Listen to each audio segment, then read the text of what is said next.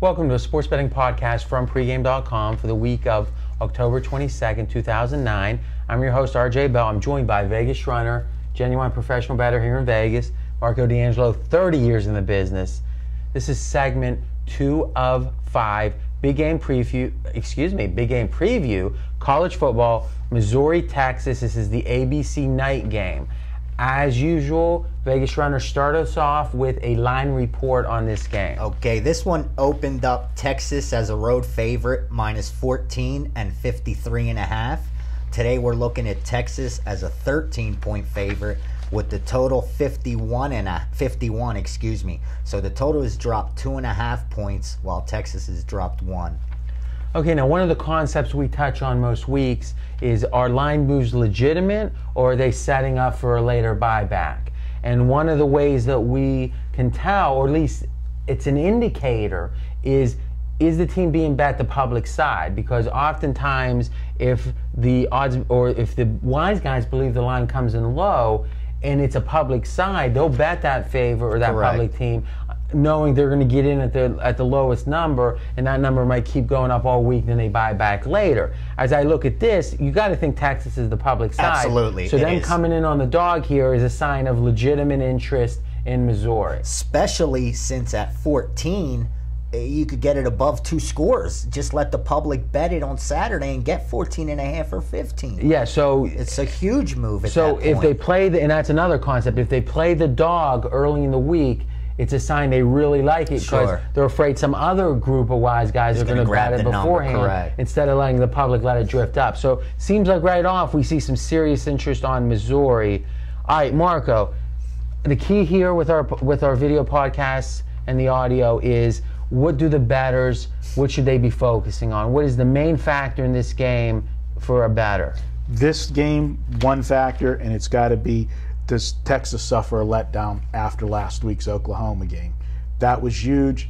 And in my opinion, we were talking about it just going into this segment, they've got nothing standing in their way of a national championship right now. They got Oklahoma State later in the season on the road. I think that's their toughest Big 12 game. And then it's the Big 12 championship game, and they're in the title game. Every team they have left, they were double-digit favorites against the last time they played them, except for Missouri. So, and here they are at 13. Yeah. All right, so we actually, what we do is we have 3 official picks throughout our 5 segments, and this is a game we don't actually have an official pick on, so what we're going to focus on is the key factors. And because we don't have a pick, at the end of this segment, Marco, you're going to be giving away $10, no obligation for anyone who wants to take advantage. I love giving your money away. What is the key factor in this game? Will Texas make Missouri one-dimensional? Because there's no way Missouri's going to have success running the ball. They're 91st in the country rushing the ball, and Texas is #1 against the run. So you're not going to run on them. And if they make Missouri one-dimensional at home, it could be a long afternoon for them. It looks to me like the wise guys don't think that's going to happen, that last week was such a big game for Texas that I think they might be a little in a letdown spot here, and having to cover 2 touchdowns on the road may be a lot of points. I think that's how the Sharps are looking at it. And when you look at these 2 teams, they've gone 9 unders and only 3 overs combined. I think that's why we're also seeing the dip in the total. You look at Missouri, you look at Texas, you think Big 12, you think scoring, but not this year. These 2 teams have gone under combined 75%. Now, we talk about Missouri being one-dimensional. Are either you guys, how do you account for the backdoor possibilities? Because when you're getting 13 or 14, that brings up another point, and it's take a minute here, is oftentimes if you see a move to the dog that you think is a legitimate wise guy move early that we've identified here on Missouri, the public's not really aware of that. So come Saturday, they're seeing the 13. They might not even know it even opened to 14. Right. So they start betting this thing 13, 13.5. You oftentimes can get the same number the wise guys got early in the week if you wait late, when the wise guys are betting against a public team like Texas. So now all of a sudden, if you do get to 14, you're playing the same number the wise guys And did. that's what I write a lot of times in that blog. If you like the dog or the favorite in this spot, don't even bother betting it now. Wait till game day. You'll probably get the same numbers the Sharps did. Because the public's going to have to bet it back up. Though every once in a while you get the situation where they keep going, and it's 11 again. Yeah, you're right. But for the most part, that's an interesting approach. On Saturday, on game day, look at the moves. Go to your blog that you do. It's pregameblogs.com. VR does a line move blog every week. We talked about it already in the first segment. See the line moves and see where am I getting the same number as the original bet, and those are the games that give a really good look to. Yeah, absolutely. I think you gave a good point about the public. Most of the public doesn't even know that there are line moves, and guys that still bet with locals, most locals don't bring their lines out till Thursday. I mean, Well, a lot of locals don't bring them out until Saturday. Yeah, they're seeing 13. It's 13. yeah, so they have no knowledge of it, and that's something that you should. We have all the tools for our customers. They can go and get the lines at our site, follow it during the week, at pregame lines. Yeah, it's pregamelines.com. You get all the lines, you see the open. And additionally, it brings up a point we talk about a good bit too, is if you're only playing on Saturday, you're limiting yourself. If you're only playing with one sportsbook, you're limiting yourself. Sure. Even an average bettor should be looking to play early in the week at multiple books and late in the week at multiple books. And if you're looking for any books, you can go to pregameaction.com, and there's all kind of great deals and bonuses there. Speaking of deals and bonuses, this is the segment. We're giving our money away. Why don't you tell us about it? This is a great segue, too, because I was just going to tell you, you never really can understand the true value of a half a point. They're very important, and we'll be talking about that in a later segment. But it's a great segue to today's coupon, because today's coupon is half point. That's the coupon, half point. And you'll find out later about that half point.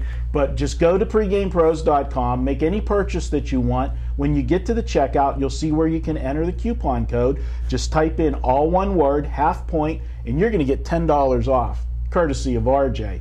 And All right, so now we always ask this: if the pick itself is $10 or less, you get it free. You get it free, but guys, this week I'd try to buy something that was over $10 because RJ's a little short this week. All right, so was it Lou Holtz that said that when you get to the end zone, you want to act like you've been there? Dr. Lou. Is that the who great said that? Lou Holtz. Hand the ball to the referee. Yeah. You would think this is Marco's Like you've first. been there before. It's like the first time he ever won a bet. He's like a kid. He's excited. If you guys want to hear the real kid, I got a blog up this week on pregame blogs. Check it out. About You gave play-by-play? It ain't over till it's over, about somebody that was running her mouth pretty good on Sunday. All right, so let's get back to the game. Let's get back to the facts here. Here's what's interesting: Texas, Missouri, but Missouri in this case has lost 6 straight ATS against teams with a winning record. So we talked about in the first segment about Oklahoma, which is if they're against a team they can out physical as a road favorite, they dominate. Here's a situation when Missouri's playing a team who is good enough to be above 500. They don't seem to do very well. Again, lost 6 straight. So I think you've got a situation where they're undermanned generally. They've got a quirky offense that if they're even equally manned, they seem to dominate. They'll blow these teams out. But then when the physicality is equal, or let's say the opponent is superior, Missouri just doesn't have the physicality to compete, it would seem. And Texas is as physical as any team in the country. So that's a factor to me. And again, 6 straight losses against teams like that. 30 seconds. Any last comments? I would say even though they bet the under early in the this wise guys did. The wise guys. I think this would be one, unless you get weather conditions late in the week, I might give a look to the over here, because Texas, that was a big game last week, and if they get up, get a big lead, they could get complacent late and get those couple late scores. The same concept where if there's a lack of motivation, it usually shows itself on the defensive side. Okay, all right, good stuff. Now, that was segment 2 of 5. We're going to be back with our next segment, in which we are going to the NFL, biggest game of the week, Pittsburgh and Minnesota. And don't forget, you can get all of our videos at pregame.tv, or if you want to download and listen, just go to iTunes and search for pregame.com.